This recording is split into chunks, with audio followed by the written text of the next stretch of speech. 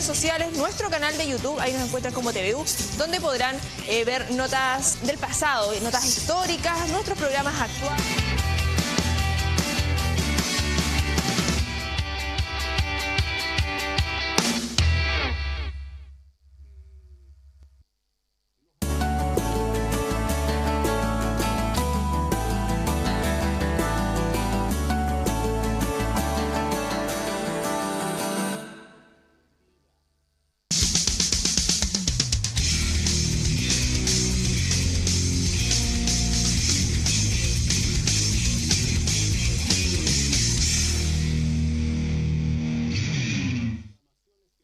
Hola, ¿cómo están ustedes? Gracias, amigas, amigos de Canal TVU y sus redes sociales por estar con nosotros en una nueva teleentrevista con temas siempre interesantes de todos los ámbitos para conversar, para analizar a diario acá en nuestro canal Televisión de la Universidad de Concepción. Hoy saludamos a Cecilia Muñoz. Ella es de la ONG Personas Chile, una entidad que está en pleno proceso de robustecerse para hacer una organización que ayude a la búsqueda de las personas, principalmente a través de mejoras en lo legal y de colocar esto en la primera plana pública, porque son muchas las personas que a diario se pierden en nuestro país y no todas se encuentran. Cecilia, ¿cómo le va? Gracias por hablar con nosotros. Buenos días, gracias a ustedes por darnos la oportunidad de mostrarnos el trabajo que estamos haciendo. A ver, lo primero, ¿de qué se trata esta organización? ¿Cómo nace la idea?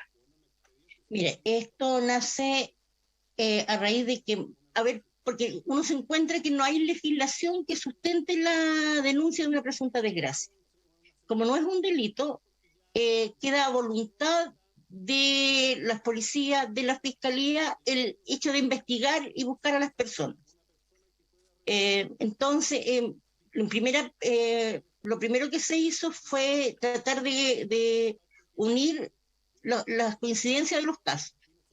Ahí, en una encuesta que se hizo a través de internet con personas que tenían familiares extraviados, se determinó que habían 17 puntos comunes en un extravío.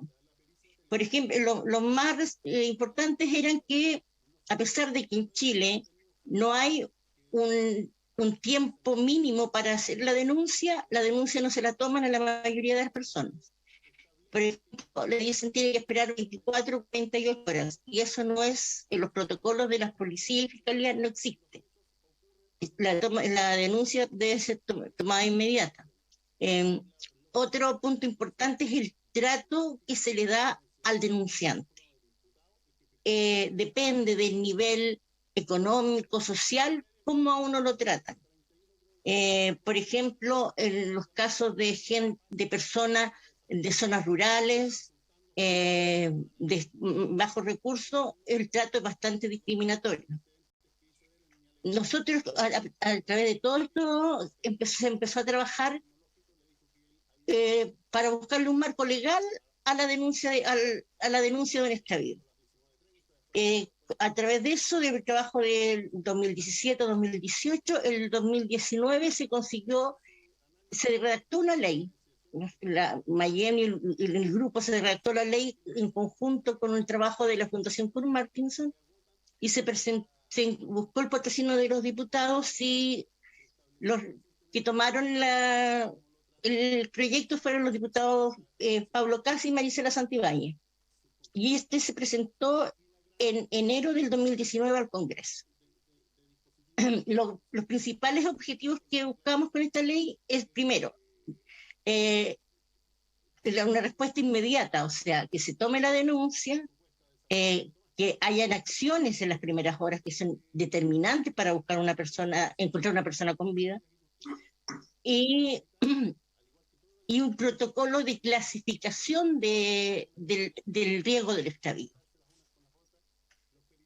Lamentablemente íbamos bien hasta que en marzo del 2020 el gobierno, que nos había dado la urgencia del proyecto, mandó una modificación sustitutiva. La génesis de nuestro proyecto era, el principio básico era salvar vidas.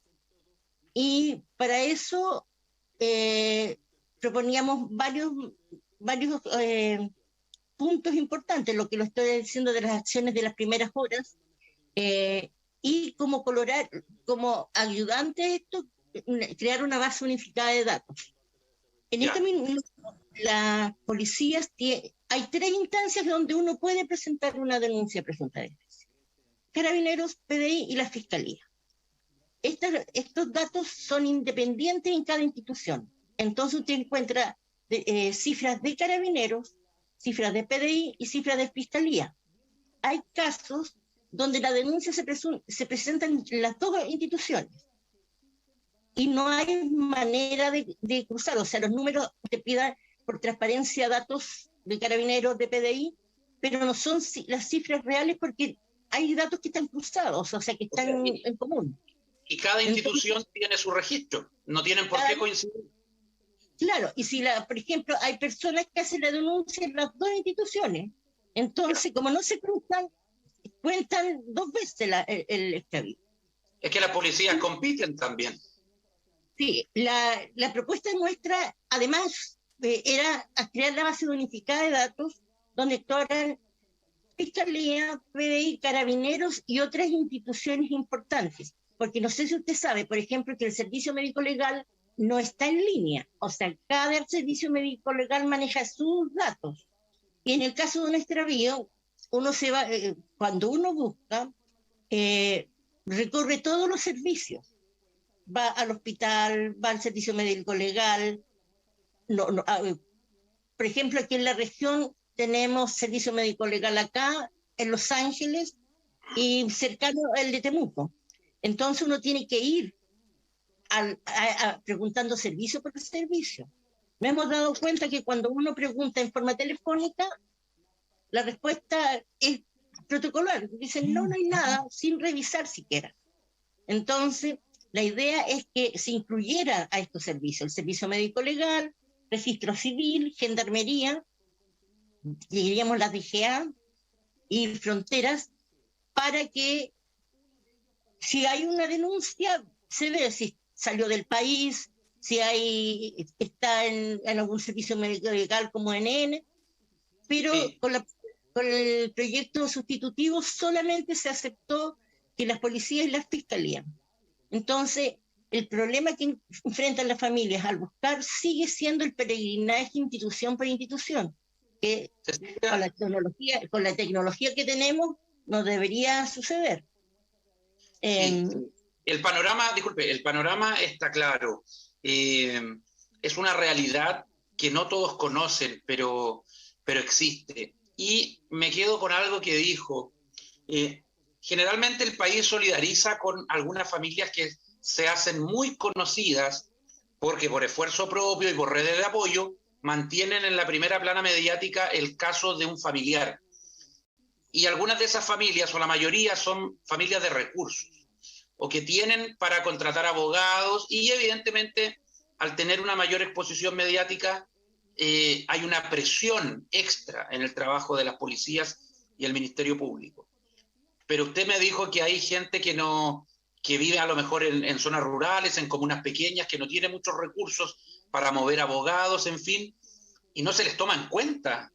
Eso es muy delicado. Mira, con nuestro trabajo de difusión, yo principalmente me dedico a la difusión. Nos han llegado casos, sobre todo de la zona sur, de casos de 15, 20 años.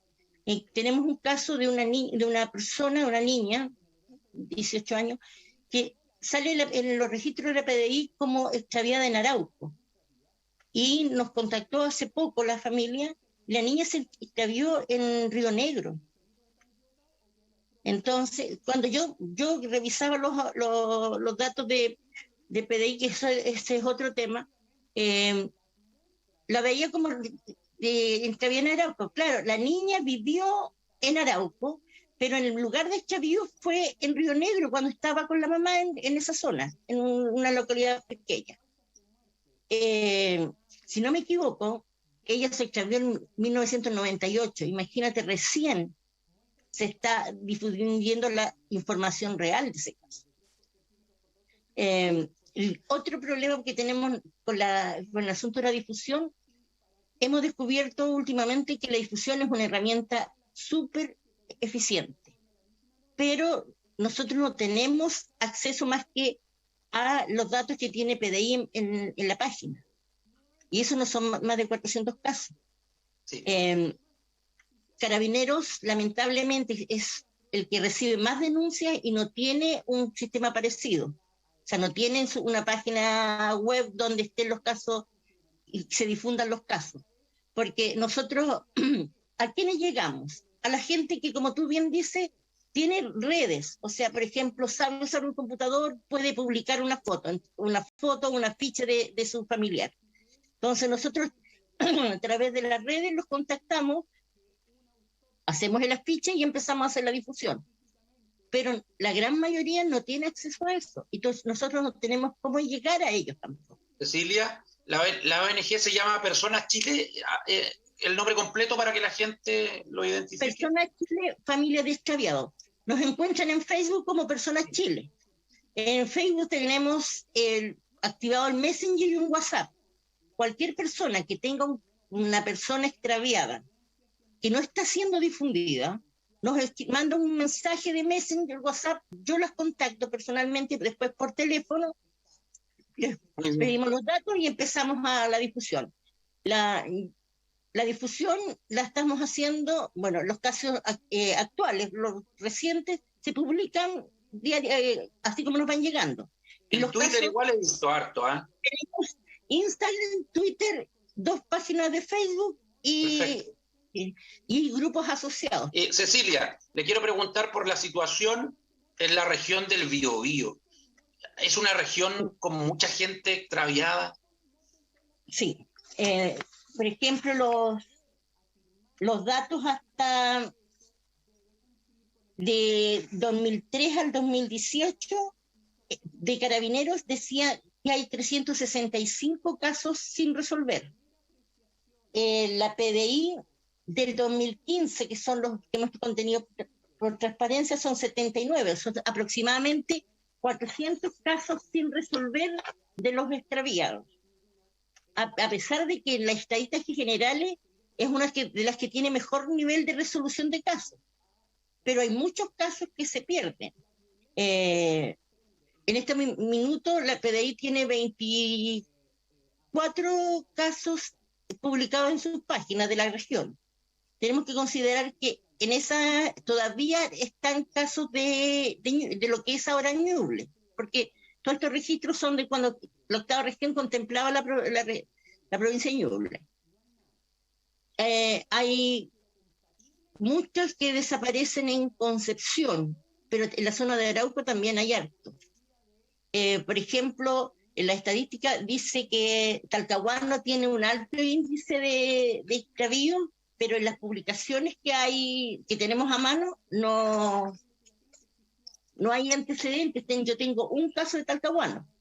Cecilia, ¿por qué cree usted que la región del Biobío para muchos es como sinónimo de una región policial donde suceden muchas cosas? ¿Será porque somos una región grande como Santiago, evidentemente, en términos de una metrópoli grande, con lugares urbanos, lugares rurales? ¿Hay ciertas características que tiene el Biobío que las hacen escenario de extravío de personas en comparación con otras zonas del país? ¿O usted cree que esto está repartido por todo el territorio nacional?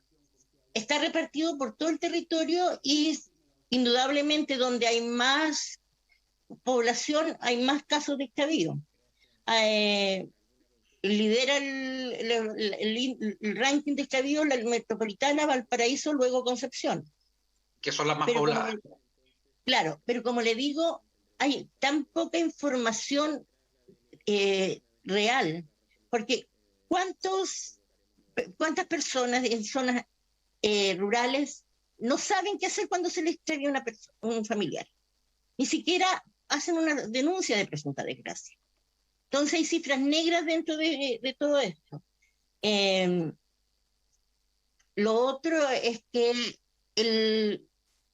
por ejemplo, aquí en Concepción, el rango de mayores casos de no resueltos va entre los 25 y los 40 años. Pero ha ido en aumento en la desaparición de adultos mayores.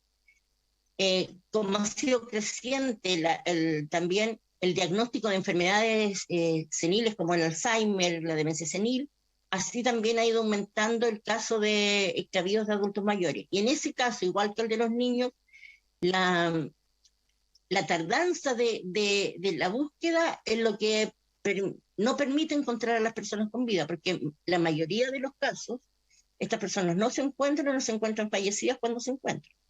Cecilia, ¿qué te parece el caso del pequeño Tomás?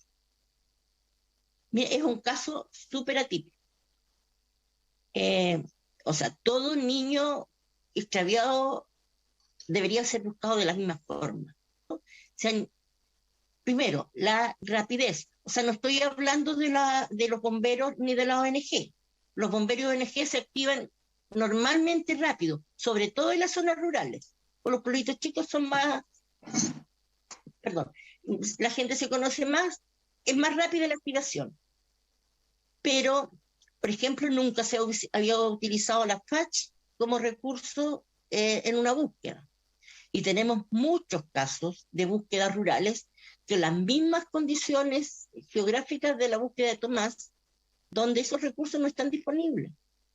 En el norte, por ejemplo, hay 3 casos icónicos de adolescentes desaparecidas que, por ser una zona desértica, es difícil la búsqueda, las extensiones son inmensas y no están esos recursos disponibles. Entonces, por eso es súper atípico. La rapidez de respuesta, PDI llegó a los 2 días con la brigada canina. Yo, en el caso personal de nosotros, PDI con la brigada canina llegó 17 días después del extravío y estuvo 1 hora en terreno, y el terreno es igual al donde se extravió Tomás. Entonces tú comprenderás que en 1 hora de búsqueda no van a avanzar. O sea, nosotros cuando hacíamos la búsqueda avanzamos buscando pausadamente 100 metros en 1 hora. Sí, ahora más allá de todo, Cecilia, en el caso de Tomás ocurre lo que tú mencionabas hace algunos minutos. Más allá de a qué hora se avisó, cuándo se puso la denuncia, se perdieron 6-7 horas muy relevantes de búsqueda. Entonces la gente en el campo, en Arauco, desesperada, empezó a buscar por las suyas, y pasa que después el fiscal como que les tira la oreja indirectamente diciendo que se destruyó el lugar de los hechos, cuando la gente evidentemente estaba desesperada y trató de buscar por sus propios medios. Pero ahí se perdieron horas importantes en que llegaran las instituciones a participar de la búsqueda. Mira, eso es o sea, cuando yo leí ese comentario del fiscal, es un desconocimiento total del actuar o sea, de cómo se enfrenta una presunta desgracia hoy día. Yo te digo, como te digo, esto es súper atípico. Normalmente los primeros que buscan es la familia.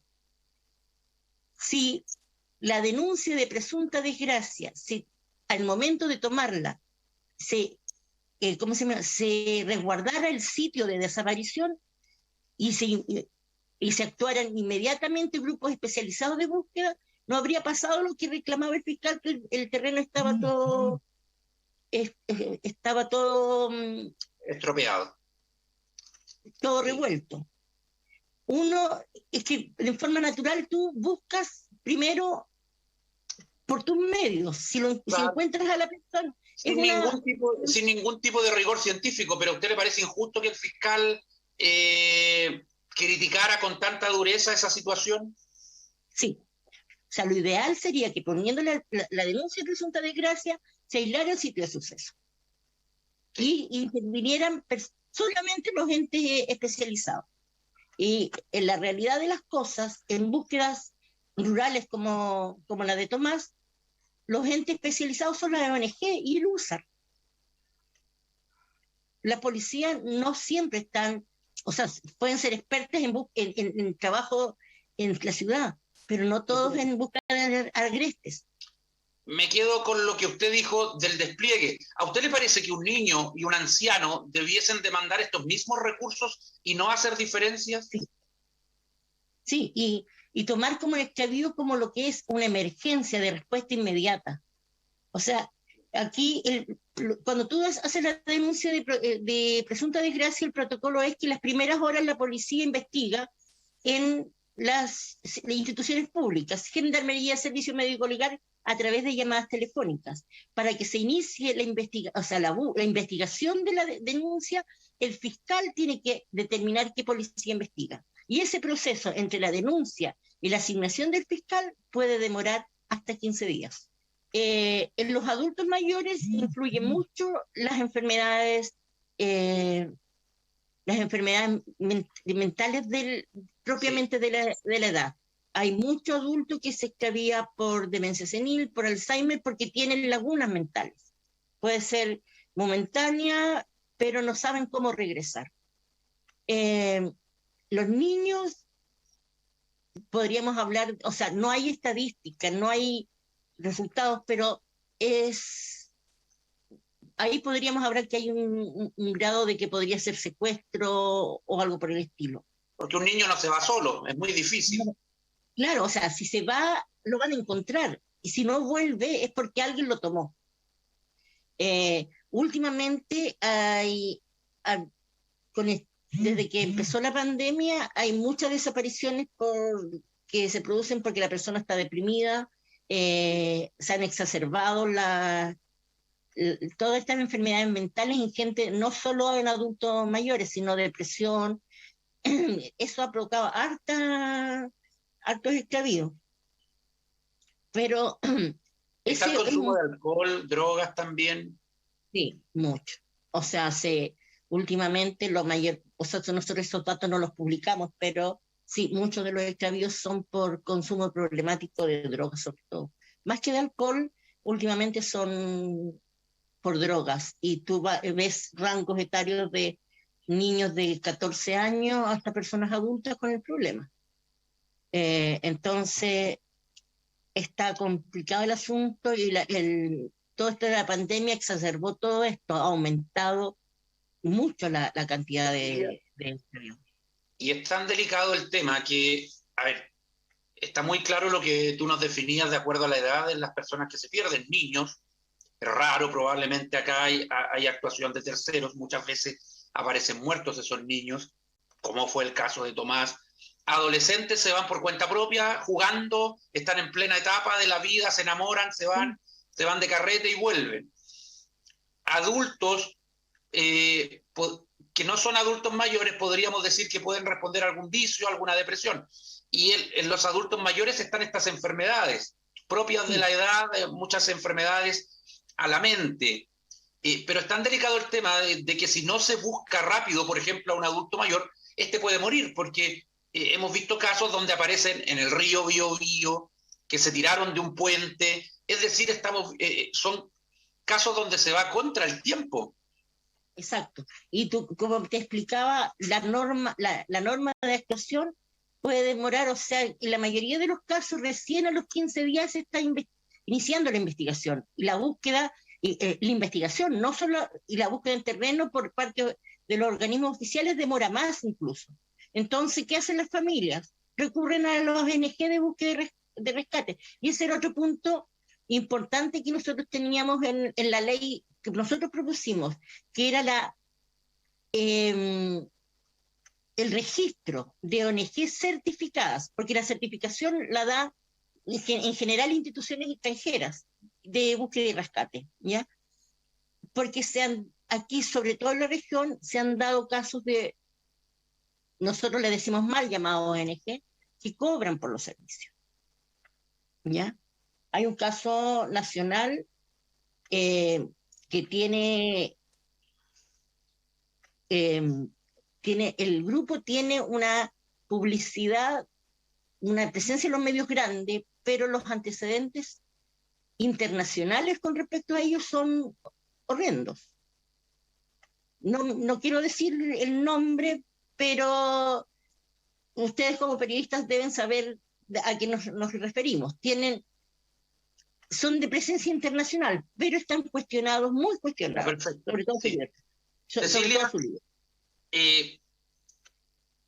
Cuando no se sabe nada de una persona o se sabe algo trágico años después, ¿la ley es la deficiente? ¿Las instituciones policiales? ¿La justicia, el Ministerio Público? Caso Matute Jones, todavía no hay responsables, sí sabemos lo que le pasó, aparece el cuerpo después de años, en una zona que ya había sido rastreada. El caso de Sergio Mardov, o sea, ¿cómo es posible que del Servicio Médico Legal llamen al papá diciéndole que estaban los restos ahí que él buscaba durante años? Y estaban ahí los restos, y nadie le había avisado hasta que una persona anónima le avisa. Y se arma un tremendo caos. Hay un caso de Ervin, creo que un niño de Hualqui, que se extravió en el río Biobío, todavía no se sabe nada de él. Y así tenemos muchos otros casos, Cecilia. Aquí nos hemos caracterizado por, digamos, entre comillas, chascarros del Servicio Médico Legal. Tenemos el caso Mardov, el caso de Ramón Pacheco, y hay otro caso, no tengo el nombre exactamente, pero es una niña que supuestamente cayó al río en Hualqui. Según los antecedentes, ella había tenido, o sea, una fiesta, una locura, y se tiró al río. Las autopsias se demoran, o sea, cuando recuperan cuerpos, se están demorando demasiado. Un año después, casi, la autopsia determinó que había intervención de terceros en la muerte de la niña, y que, o sea, que la niña no se tiró, ya estaba muerta cuando se tiró. Entonces, mira, yo documentándome para defender la ley, encontré los protocolos de acción de la policía de Inglaterra, que es el más extenso que hay en Internet. Bueno, ¿En Scotland Yard, ya? No solo es de la policía general, o sea, cada ciudad tiene su... Perfecto. Pero es cómo se enfoca la investigación. Ellos parten de pensarlo mal, pensar que en un extravío hay una intervención de tercero, y la investigación descarta. La investigación descarta que si fue accidental, descarta que fue por alguna enfermedad. Pero ¿qué se hace ahí? Se resguarda el sitio del suceso, se toman evidencias. En estos casos, como en el caso de la niña, que sinceramente no recuerdo el nombre, sé que era de Coronel Olota, cuando la autopsia revela que ella no fue un accidente, sino